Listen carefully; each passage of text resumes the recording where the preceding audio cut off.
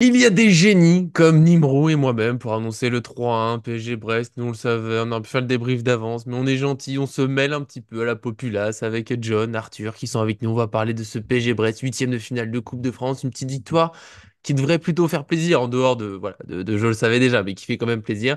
Tout simplement, on va en parler gentiment de nos notes et puis un petit mot sur le Parc des Princes parce que Nasser Al-Khelaifi il a dit un peu avant qu'on démarre la vidéo. Le PSG va quitter le parc, on est obligé de l'évoquer, forcément, l'histoire qui avance, une triste page, une bonne idée, on en parlera un petit peu à la fin. Avant ça, déjà tout bêtement, Arthur, comment ça va après cette petite soirée de Coupe de France? Réaction rapide sur Beansport. Oui, oui, la réaction rapide. Non, merci de ne pas m'avoir taillé pour mon mauvais pronostic déjà, ça c'était sympa. Mais sinon, tout va Non, bien. non, Nickel. ça on est gentil, je vais tailler d'autres personnes. Tu sais, il y a quelqu'un qui est dans cette vidéo, je ne donne pas de nom, mais qui avait dit 2-2, tir au but, machin, je le sens pas. Ça va, John, tu, tu Non, assumes? ça va très bien, mais ne me dis pas que le 2-2, on l'a pas vu peut-être, failli voir arriver quand même. Ouais, il y a un moment Jamais. où je me suis dit, 3-1. l'histoire, hein? À 3-1. la fin, mais pendant un moment, on s'est demandé si l'histoire allait pas se répéter, et Ouais. pour la troisième fois de cette année. Voilà, parce que on a eu deux fois le cas déjà rien que cette saison.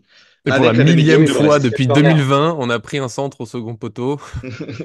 C'est quand même- Ça rend le truc habituel. Voilà, on va en parler un petit peu plus. On va débriefer tout ça avec nos notes aussi, en changeant un petit peu la forme. Ça, comme je l'ai dit, Parc des Princes avant ça. N'oubliez pas le petit j'aime sur la vidéo, ça fait plaisir. On fait la victoire, on fait les bons pronostics. Merci encore, Nimo, d'être avec moi. On l'a dit en vidéo, c'est peut-être la même personne que moi d'ailleurs, ça devient louche. Et en tout cas, abonnez-vous en activant la cloche pour ne rien manquer de nos vidéos. On est parti pour le débrief de ce PSG Brest, une belle petite victoire 3-1. Alors tout n'a pas été facile non plus, puis bah là tout simplement, voilà, j'ai lancé John parce que tu as déjà commencé à défendre ton 2-2 qui a pu ressembler peut-être, y a cru. T'as pas ce don, j'en profite, hein, c'est tellement rare qu'on a un bon pronostic. Tout simplement, voilà, petit débrief, qu'est-ce que tu as pensé, les grandes lignes de cette victoire? Est-ce que tu es vraiment satisfait? On les a battus super ou on retient les deux trois inquiétudes? Non, mais moi, pour être assez rapide dans les tops, moi j'ai mis un match qui fait plaisir. Voilà, j'ai pris du plaisir à regarder ce match avec C'est des vrai, joueurs ça qui compte. font des gros pressing jusqu'à la fin du match, donc jusqu'à la 88e, 89e. On n'a pas eu de Mm. relâchement. On continue à avoir un PSG qui peut se faire manger et y avoir des périodes, des temps faibles, mais on arrive à sortir la tête de l'eau et mais maintenant c'est plus un cas ou deux, ça commence à se répéter, donc ça c'est quand même une bonne chose. Enfin, j'en parlais un peu plus en détail tout à l'heure, mais enfin le Mbappé qu'on veut voir depuis si longtemps. Donc Mm, c'est peut-être ce qui a aussi contribué à avoir de la magnificence sur ce match. Et puis voilà, hein, Ramos, Ramos j'ai beaucoup aimé aussi, même s'il n'a pas beaucoup joué, mais pour son apport défensif. Et aussi, bah, quand tu as un vrai neuf avec un latéral moderne, égale un but. Voilà. Donc, je pense qu'au bout d'un moment, il faut que ça puisse rentrer et que malgré le fait qu'il joue pas souvent, quand il rentre, il marque. Les seuls soucis, bon, les choix arbitraux que j'ai pas trop appréciés, notamment le péno sur Barcola qui n'est pas sifflé. La VAR était peut-être chercher un KFC ou un Burger King ou un Non, il y a pas de VAR McDonald's. en huitième de finale Coupe de France. D'accord, et voilà, une belle connerie. Eh Et ben, ouais. en tout cas, voilà, pour... Bah, ouais, ouais. Allez. Bon, en tout cas, il était quand même assez évident, mais bon, pourquoi Ouais, pas. le Le rouge jaune, aussi. le deuxième jaune qui est pour moi trop tardif et qui aurait dû être avant et qui fait qu'on n'est pas passé loin Mm. de la catastrophe, sachant qu'on commence à être habitué avec les Mbappé cheville avant la Ligue des Champions. On l'avait déjà eu en 2020 face à Saint-Étienne. Saint-Étienne. Encore une fois, on pouvait plier le match avec un troisième but, mais là, on n'a pas été dedans. C'est dommage parce que là, on aurait pu vraiment casser le truc et pas se prendre de Mm. rasera un peu à la fin. L'histoire se répète, hein, tu gagnes de deux buts, tu te fais remonter. Cette année, bon, comme je le disais, avec Brest, ça arrivait assez souvent. Encore un but sur coup de pied arrêté. Et je pense que notre milieu de terrain est trop faible. On manque de physique avec des joueurs qui savent casser des lignes, qui sont à l'aise balle au pied. Et je pense que tu rajoutes dans ce PSG-là au milieu, un Simons, Guivarech ou Gavi Barella, ce type de joueur, je pense qu'on est plutôt pas mal. Voilà. C'est complet. Là, c'est Ouais, bah, j'ai pas grand-chose d'autre à rajouter, si ce n'est que bah, on a encore pu admirer le même but que l'autre jour. Donc, on avait déjà débattu de la position de Solaire. Donc, est-ce qu'on va débattre exactement de la même manière de la position d'Hakimi, de Marquinhos qui a pas coulissé? Enfin, en tout cas, c'est exactement le même. Mm, Voilà. mm. C'est En plus, impressionnant. on peut pas dire qu'ils étaient pas préparés, hein. On sait que Mounier est très fort de la tête. Voilà. Pas de surprise à ce niveau-là. S'il devait y avoir un but de la tête à ce moment-là, c'était bien comme ça. Centre au deuxième poteau, on est habitué. Bah, écoute, je sais pas trop quoi dire sur ce match. Finalement plutôt intéressant pour de la Coupe de France. On a eu la grosse équipe déjà, ça c'est à noter. On a eu même Hmm. Donnarumma dans la cage. On pourra peut-être se poser la question, du coup, si même Donnarumma joue la Coupe de France, quid des deux autres gardiens? Pourquoi avant que Euh, Téténas, ouais, ouais, pourquoi? Voilà, finalement. on peut se poser la question. Après, j'ai trouvé ouais, la défense moyenne, notamment Marquinhos, notamment Beraldo. Euh, voilà. Donc la défense, je pense que c'est un gros problème. Après, au milieu de terrain, j'ai trouvé qu'il y avait des moments intéressants, mais ça manque quelque chose dans la transition offensive. Donc bon, ça, je le dirai un peu plus dans les notes, mais globalement, voilà, il manque encore un petit peu de tout dans cette équipe, notamment ce troisième but, comme l'a dit John, se tuer le match à ce moment-là juste après le 2-0, il faut marquer ce Hmm. troisième et puis enterrer finalement les espoirs de Brest. Moi, j'ai pas eu trop peur de la remontada cette fois.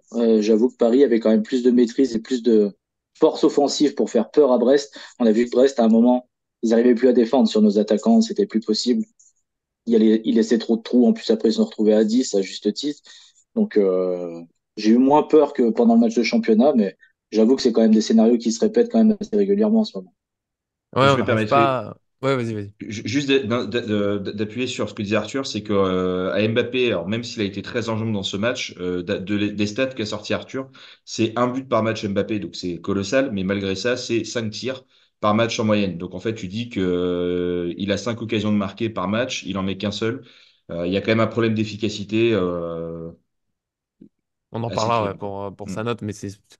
On évite de trop l'embêter. En plus, là, on va être plutôt content. Enfin, voilà, Ah, on en bien reparlera en sûr. détail, mais Mbappé, sur ce match-là, il m'a plutôt fait plaisir. Attention, je donne pas déjà ma note, mais je le dis pas souvent, cette phrase, hein. Mais là, quand même, c'était mieux. Comme je dirais globalement le PSG était mieux, c'est là où ouais, je suis pas tout à fait, même si oui, à 2-1 tu te dis c'est pas vrai qu'ils vont le refaire. Mais en même temps, j'avais moins ce sentiment parce que celui d'il y a 10 jours, c'est une évidence qu'ils vont remonter Brest parce que Paris a arrêté de jouer.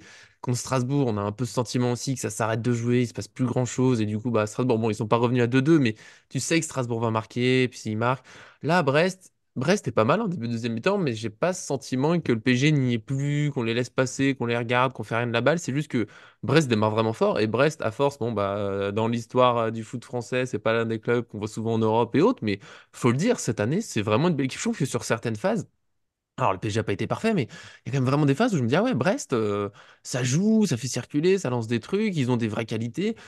Alors oui, c'est moins impressionnant que le Real Madrid, hein, forcément, quand on le dit juste comme ça, mais quand même, il y a des bonnes choses. Et donc, bon, ils ont marqué ce but. Faut qu'on trouve le problème pour régler le poteau, parce que cette défense mis à 3 mis à 4 il y a plein de qualités, mais ce défaut-là, c'est plus possible. Ça devient trop évident. Donc, il faudra voir pour mieux coulisser, pour se mettre d'accord, qui prend comment on se met. Mais globalement, je trouvais le PSG pas mal. Et je suis d'accord avec John, c'était plaisant à regarder. C'était un match Brest qui ferme pas le jeu, le PSG qui joue pour de vrai tout le long, en n'étant pas toujours super bon, mais qui offre un minimum, on va dire, avec des beaux enchaînements. Et en même temps, d'accord avec Arthur sur, il manque quand même un petit quelque chose. Toujours en défense, il manque un peu de sérénité sur cette situation. Tu vois, le petit truc bête de Donnarumma qui sort, qui se prend Marquinhos. C'est des trucs qu'il faudrait régommer, il faudrait... La frappe de loin, qui est très belle, où Brest a failli ouvrir le score, bah, on en parlera, mais Marquinhos, il peut être un peu plus dessus, on peut l'empêcher, cette frappe, on peut être un peu plus créatif au milieu, on peut être un peu plus tueur devant, il y a plein de... On peut être un peu plus, et en même temps, voilà, c'est quand même franchement pas mal si vous avez des petits trucs à dire encore sur le collectif. Non, bah après, ouais, juste pour clôturer ce que tu dis, c'est exactement le fond de ma pensée. Tu l'as bien résumé et du coup, c'est cool. C'est vraiment ce PSG, en fait, bah, qu'on attend à progresser. Hein. Voilà, Mm. on veut qu'il progresse. Et forcément, on est encore dans une phase. Et tu sais, on a l'impression que quand un projet se lance, il y a toujours une phase d'euphorie, une phase, ça retombe un petit peu. Et en fait, je pense que ce Mm, PSG, il se situe un petit peu là, entre les deux. Et après, on se posera la question, un peu comme les dernières saisons, et je pense que tous les supporters et tous les suiveurs se le doutent bien, c'est il y a des joueurs qui n'ont pas vraiment le niveau Paris Saint-Germain tel qu'il est attendu, en fait. Je dis que, oui. parce que le niveau Paris Saint-Germain, ça veut rien dire, mais le Paris Saint-Germain, vainqueur de Ligue des Champions, il y a des joueurs qui n'ont pas le niveau. Je, c'est pas pour être méchant, mais quand on voit Manchester City qui gagne la Ligue Pas des pour Champions être avec titulaire Rodri, indiscutable en tout cas, quoi. voilà, c'est ça. Quand tu vois Rodri titulaire à Manchester City et l'importance qu'il a dans le jeu de Manchester City, notamment un jeu de possession, etc., etc., tu te dis qu'à Paris, tu peux pas faire le même jeu avec les joueurs qu'on a. C'est impossible. Donc Mm. forcément, il y a des joueurs qui sont un peu en dessous. Et dans ces joueurs-là, on peut citer Marquinhos, on va peut-être passer aux notes, hein, mais on peut citer Marquinhos Vas-y, si tu veux, hein. qui est pas mauvais, mais il est pas impérial, tu vois. Bah écoute, on peut Ouais. commencer de Donnarumma, Marquinhos et Danilo. Et écoute, Danilo qui nous a fait quelques matchs un peu moyens, je trouve, ces derniers temps, a fait un gros match. il a failli marquer un deuxième but, et puis défensivement, c'est le vrai patron. Moi, personnellement, le Marquinhos capitaine, moi, je sais que c'est un vieux truc qu'on ressort tout le temps, mais je pense que c'est à la fois pas super important parce que ça fait pas tout d'être capitaine. Mais je pense que, Hmm. tu sais, quand Ramos, il était capitaine du Real Madrid, Ramos était capitaine du Real Madrid, tu vois. Ça voulait dire quelque chose. Hmm. Et là, j'ai l'impression que Marquinhos, capitaine du PSG, ça veut dire quoi? Il, il râle pas, Ouais. ouais, il dit juste à Donnarumma, ouais, t'aurais pu me parler, mais en même temps, l'action, elle est super rapide, c'est pas évident. On va reprocher à Donnarumma de pas être sorti. Enfin bref, tu vois, tu sais, et puis même dans l'allant dans le jeu, tu vois, vis-à-vis de ses partenaires, le replacement et tout, je l'entends pas assez. Donc pour moi, Marquinhos, je vais commencer les notes et après je vais faire ça Vas-y, vite. vas-y. Marquinhos, je mettrais 5 et Danilo, je mettrais 7. Et après, je vous laisse pour, si vous voulez faire les défenses. Non, bah, j'ai mis, je veux dire, très vite. John, du coup, t'enchaîneras, toi, sur latéraux et gardiens, on va dire, mais sur la défense, je me permets, Marquinhos, j'ai mis pareil. Parce que et c'est la phrase que t'as dit, je crois que j'ai dit pile pareil à mon père que j'ai croisé ce matin. Marquinhos, il est pas mauvais, mais il est plus aussi impérial qu'avant, quoi. Tu sais, il y a des petits dégagements, des trucs un peu ratés, des petits machins. Et comme je l'ai dit avant, hein, je trouve que la frappe, elle est très belle de Brest.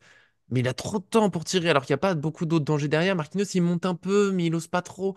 Le Marquinhos, d'il y a les 3 4 ans, il le mangeait, le joueur de Brest. Jamais il se retournait. Et là, je trouve que maintenant, il laisse ces petits espaces à l'adversaire pour y croire. Donnarumma, on fait pas? Je t'ai dit, tu. Alors, Oui. alors, faut écouter jusqu'au bout. J'ai dit, Ah, là, on fait Marquinhos Danilo si t'as un truc à rajouter. Et t'enchaînes sur les latéraux et le gardien. ah oui, d'accord, j'avais pas entendu le gars. Bah, Ouais. écoute, Marquinhos, pour moi, il m'a fait peur au début de match, sur deux, trois actions où après, voilà, après ça allait. Mais Marquinhos, moi, je lui ai mis 5 et j'aimerais tellement le revoir en 6 sous Enrique avec une charnière centrale Danilo Hernandez. J'aimerais vraiment, vraiment voir ce que ça donne. Et là, tu peux mettre du Emery, du Vitinha après en milieu et que ça parte, etc. Et tu vois déjà, rien que sur ça, on gagnerait déjà en solidité au niveau du milieu de terrain. Danilo, j'ai mis 7, patron de la défense. Voilà, il y a eu un match où il a été un peu en difficulté, je sais plus trop quand, mais il y a assez récemment. Voilà, solide dans les duels, joli réflexe balle au pied, comme si c'était un renard des surfaces. Enfin, bon, voilà. Écoute, moi, C'est j'ai vrai. pas grand-chose à dire. Un Ouais, but de super, Cavani. 7. Ah, exactement. Voilà. Après, au niveau Vas-y. des latéraux, bah écoute, Ouais. c'était ouais, c'est ça. Oui, oui, c'est bon. Vas-y, vas-y. Euh, Hakimi 5-5, pas dingue, mais il y a de belles actions et de belles connexions entre Emery et Dembélé. Après, il revient d'une compétition qui était rude, avec un certain fardeau sur ses épaules. Je ne pensais même pas le voir titulaire dans ce match. Mm, Voilà, donc écoute, voilà, pas incroyable, mais après, il y a aussi tout un contexte qu'il faut prendre en compte. Ça va remonter en puissance. Faut qu'il revienne aussi. Voilà, il n'a pas joué avec l'équipe du Paris Saint-Germain depuis plus d'un mois. Il faut retrouver des automatismes et des principes de jeu qui n'étaient pas les mêmes qu'au Maroc. Et Beraldo, écoute, moi je le trouve à l'aise dans le jeu parce qu'il vient d'arriver avec des personnes qu'il connaît et il donne des consignes à ses coéquipiers. Plusieurs fois, je l'ai vu dire mets-toi ici, mets-toi là, machin, etc. Donc je trouve ça quand même très encourageant pour quelqu'un qui vient de juste d'arriver, qui a mm, pris ses marques. Il a fait de bonnes interventions, bonne lecture de jeu. Alors qu'à la base c'est quand même un défenseur central et c'est pas du tout un latéral, est plutôt à l'aise dans ce rôle-là. Et en vrai, entre lui et Lucas Hernandez, en tout cas le Lucas Hernandez qu'on voit depuis quelques mois, pour moi, je vois pas de différence entre lui et Lucas Hernandez. Donc en gros, on peut se dire qu'on a un poste de latéral gauche qui est plutôt qui fait le taf et qui est doublé. Voilà, en mm. attendant le retour du Nuno Mendes. Et Donnarumma, du coup, je termine. Donnarumma, bah écoute, il sauve le PSG sur voilà, sur des super arrêts avec des parades réflexes. Euh, Moi, je trouve que dans une période où on parle beaucoup de Mac Maignan, d'un retour au Paris Saint-Germain, je vois pas le pourquoi du comment. Moi, je trouve que Donnarumma fait une très très belle saison et je suis vraiment ravi de le voir, quoi. Et avec une défense qui est pas On n'a pas de note, impériale. hein. On a un commentaire, on n'a pas la note. Ah, pardon, Donnarumma 7, Hakimi 5-5 et Beraldo 5-5 aussi, Danilo 7, Marquinhos 5-5. Marquinhos Oui, non, 5. ça t'avais donné. John, il est perdu. Je sais pas, il est en roue libre, On y va. foutu. Je suis super proche, donc je suis curieux de voir après Arthur.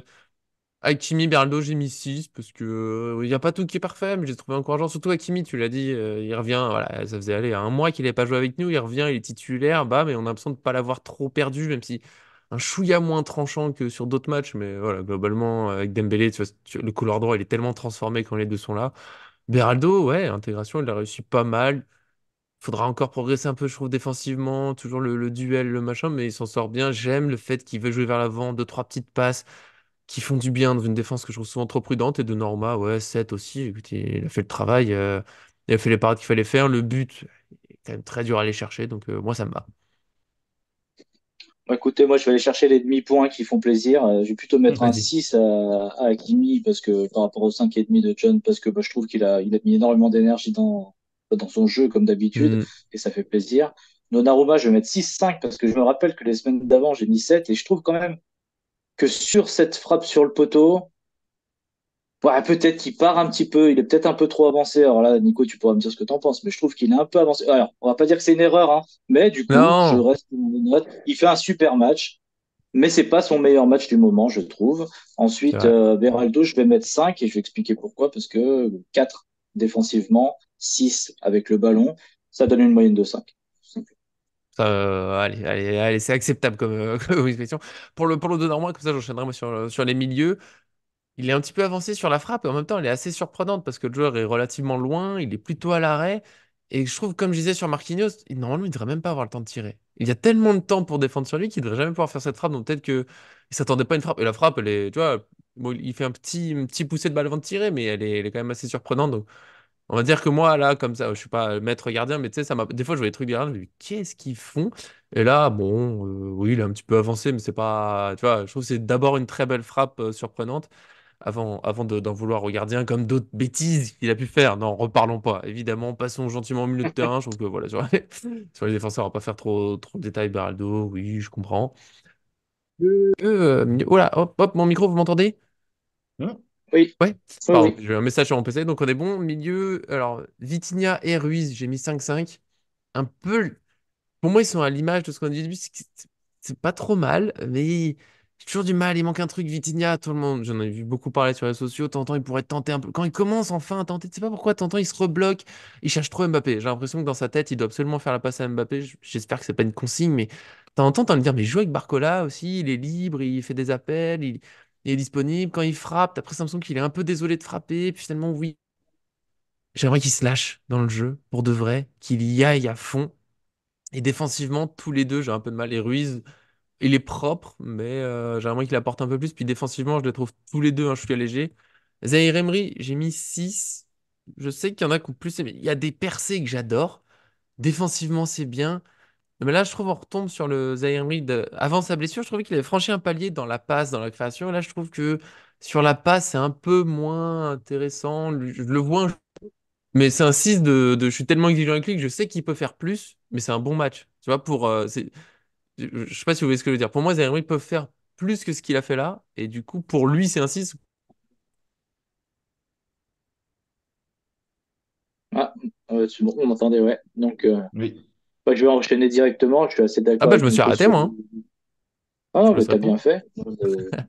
Sur Ruiz et Vitinha, Ouais, t'as complètement raison. D'ailleurs, je pense qu'il va falloir intégrer Asensio dans cette équipe, hein. Voilà, je le dis tout de suite. Il sera pas clairement. noté, mais je trouve quand même que dans la création, bah, il a des qualités un peu comme celle de Vitinha. Il défend plutôt bien, il gagne des duels. Il est meilleur techniquement, il est meilleur dans la finition. Parce que moi, franchement, Vitinha, je l'adore. J'ai trouvé, franchement, dans sa note, je trouve qu'il fait plutôt un match correct. Dans l'utilisation du ballon, dans la conservation du ballon, c'est plutôt bon. Mais quand est-ce qu'il va lancer une balle dans la profondeur, Vitinha? Est-ce qu'il C'est est vrai. capable de faire cette passe claquée dans la Mm, mm. profondeur pour Barcola, pour Mbappé, etc. Parce que franchement, on l'a jamais vu faire. Et à chaque fois qu'il est en position de la tenter, il ne la tente pas. Et ça, pour ça, je vais lui mettre un bon vieux 4. Et parce que moi, j'espère que comme ça, s'il regarde la vidéo, il va essayer d'en tenter une pour le Si prochain jamais. match. Parce que pour moi, c'est hyper important, en fait. C'est évidemment que si on juge le match, il a gardé le ballon, il fait du Vitinha, il est très bon, il n'y a pas de souci. Mais il faut qu'il tente ces passes. Ruiz, il est un peu plus, il tente un petit peu plus ces choses-là. Mais par contre, Mm. voilà, Ruiz, il a encore, on a du mal à le voir émerger dans un match, mais je vais lui mettre quand même 5. Et Zaire Emery, je suis assez d'accord avec toi, mais je vais quand même lui mettre 6-5 parce que quand il accélère, Ah, c'est quand fou. il voilà, quand il prend le ballon entre deux joueurs, il me rappelle des joueurs fulgurants. Tu sais, ces joueurs qui sont capables. Tu prends le ballon et sur trois quatre pas, voilà. Et puis pour l'autre raison pour laquelle je mets 6-5, c'est parce que si tu regardes son match, il a jamais rien. Quand il Mm, veut mm. attaquer les chevilles d'un joueur adverse, il lâche rien. Et pour ça, je lui mets 6-5. Mais effectivement, je suis complètement d'accord avec toi. On sait qu'il peut faire mieux, largement. Ça me va. Bon, j'ai commencé par Ruiz. Moi, Ruiz, c'est un joueur que j'adore. Je trouve très élégant sur le terrain, mais je lui ai mis 3,5, 4 parce qu'il m'a fait très très peur en début de match. Il y a eu deux ballons, il y va pas, et en fait, bah, Brest le récupère et ça donne des actions très très dangereuses dès les premières minutes de match quand il y a 0-0 forcément. Mais il a quand même réalisé de bonnes passes pour donner de l'air et écarter les blocs défensifs des joueurs brestois aussi. Parfois, il a vraiment une qualité de pied gauche qui est incroyablement dingue. Et quand il te fait des grandes passes bien longues, où justement, en fait, bah, le bloc brestois est trop compact, on peut pas ressortir, ça permet d'étendre un peu plus ça et puis du coup de laisser de la profondeur et des espaces aux autres joueurs parisiens. Mais je trouve que c'est trop peu par rapport aux prises de Ouais. risque qu'il y a eu. Voilà. Et je suis volontairement sévère parce que c'est un joueur que j'aimerais voir, alors pas titulaire au Paris Saint-Germain, mais en tout cas être vraiment dans la rotation, être un joueur important du club. Il en a les capacités. Il a été un très bon joueur à Naples. On l'a pris sur un prix Mhm. très correct, à moins 50% du prix marché qu'il valait. Donc je pense que c'est une bonne option, mais tu vois, où Vitinha cette année émerge un peu plus, si on veut bien laisser une année de transition entre guillemets, la Ruiz, c'est un peu compliqué. Vitinha, ben, moi je l'ai pas trouvé incroyable. J'ai mis 5-5. Il aurait pu trouver Mhm. les chemins du filet avec sa spéciale frappe enroulée, second poteau, voilà, mais Ouais. en fait, il est un peu en dents de scie. Parfois, il va nous faire des matchs incroyables, parfois plus décevants. Ou, voilà, il est un peu inconstant, je trouve. Et quand on connaît sa capacité et quand on voit ce qu'il est capable de faire à répétition, comme au début de la saison, en fait, on peut pas se contenter de ce match-là. Donc moi, j'ai mis un 5-5 parce que c'est un peu exigeant, on en attend plus. Et puis aussi, il y a peut-être aussi une corrélation qui fait que la relation entre Mbappé et Barcola, qui semble quand même bien prendre maintenant, peut-être ternit aussi la relation Vitinha-Mbappé qu'il pouvait y avoir à l'époque, où les Mhm. deux brillaient beaucoup. Maintenant, mais voilà, après, est-ce qu'il n'y a pas Mhm. aussi un lien à avoir à gauche Vitinha, Mbappé, Barcola, comme à droite, on a Emery, Dembélé, Hakimi. Et moi, je vais vous dire la vérité, je dis, quand on aura côté gauche Mbappé, Barcola, Vitinha, Mendes, mais Mamma Mia, ça va être très compliqué, quoi. Personne ne Mhm. verra le jour de ce côté-là. Et après, Ouais, ça me parle. côté. Ouais, mais ça, quand même, ça va être quelque chose, hein. Et puis l'année prochaine, alors, Mbappé sera peut-être plus là, mais quand tu auras Simons qui pourra jouer milieu offensif gauche aussi, oh là là. Emery, moi, je lui ai mis 6. Parce que, bah, enfin, voilà, quoi, quand tu as un vrai milieu assez box-to-box, on va dire, mais qui joue à son poste, bon, c'est là qu'il est tellement plus précieux. Et ça n'a pas été pour moi le joueur le plus en vue de ce match-là, mais il a été offensivement et défensivement ultra précieux. Il ne lâche rien, comme vous dites. Et si tous nos joueurs pouvaient avoir cette mentalité à chaque match, Mhm. on irait en demi-finale de Ligue des Champions chaque année et on plierait le game, etc. C'est la mentalité qu'on veut voir. Et hier, franchement, bah, entre l'état d'esprit d'Emery et l'état d'esprit d'Mbappé, bah, c'est ce genre de choses, moi, que j'ai envie de voir sur le terrain. C'est pas les seuls, mais c'est eux qui ont bien montré les choses. Voilà. Ouais, ça me paraît pas mal, Arthur, pour les attaquants à la fin. C'est toi qui te lances? Allez. Bah, d'ailleurs, moi, je parlais de la tour centrale, donc Mbappé, roi du projet, avec Zaïre Emery au milieu de terrain et Donnarumma. Et je trouve que c'est cette colonne vertébrale que Luis Enrique, bah, il touche pas. Elle est Mhm. immuable dans chaque match. Et Mbappé, dans ce match, bah, je l'avoue, il m'a fait plaisir. Alors déjà, il met un but de numéro 9 qui fait plaisir. Déjà, il a refait une ou deux accélérations sur le côté. Ça faisait bien longtemps qu'on l'avait pas vu éclater l'adversaire Ah, de c'était cette fou des façon-là fois, ouais. au niveau de la Ouais. vitesse, etc. Donc, il a vraiment mis les gaz. Et comme je l'ai dit il y a quelques semaines, pour moi, Mbappé, je sais pas si c'est le nouvel préparateur ou etc. Pour moi, il est prêt pour cette fin de saison. Mais on ne va pas oublier quand même que Mbappé, il va jouer l'Euro, il veut jouer les Jeux Olympiques et il veut gagner la Ligue des Mhm, Champions. mhm. Et tout le temps, on nous dit, les joueurs, ouais, il faut qu'ils soient bons à partir de février. Ben moi, je l'avais dit, j'espère que Mbappé sera bon à partir de là. Écoute, ce match-là peut donner déjà un bon entrain à ça. Donc, je lui ai mis un bon 8. Il met un but, il se fait claquer la cheville, elle tient bien. Il a fait des accélérations fulgurantes. J'ai trouvé que sa relation avec ses partenaires, elle était bonne. Alors, bien sûr, il y a des ratés encore. On attend Mhm. évidemment tellement d'un joueur comme lui, mais il a fait des retours défensifs. Il a mis un petit peu de pressing. Il a entraîné les autres avec lui. Je trouvais que c'était un bon match. Donc, 8. Et puis après, les deux autres, ben, Dembélé, ça change tout. Donc, 7-5. Et Barcola, on va dire 6-5, mais parce qu'il n'a pas été décisif, parce que sinon, dans l'impact dans le jeu, je trouve qu'il a fait très mal à Brest. Vas-y, John, je finirai, tiens. Dembélé, moi je suis ravi de ce retour, j'ai mis 7. Il y a quelques déchets encore, mais bon, ça fait partie de son jeu, maintenant on le sait, mais je trouve que c'est quand même bien moins courant qu'en début de saison. Et j'ai vu dans les commentaires qui disaient, ah, maintenant, il est à fond sur Dembélé alors qu'il le critiquait au début de la saison. Bah, au début de la saison, il était largement critiquable. Il n'y a rien qui passait, c'était horrible. À chaque fois qu'il y avait le Oui. ballon, il se faisait prendre. Aujourd'hui, il est beaucoup plus à l'aise, il a réussi beaucoup de choses. Et en fait, bah, c'est des prestations qu'on lui connaît maintenant depuis un petit moment. Donc, désolé, bah, quand c'est pas bien, faut le dire. Quand c'est bien, faut le dire. Et donc, on peut changer d'avis. Donc, oui, maintenant, c'est très correct. Donc, 7.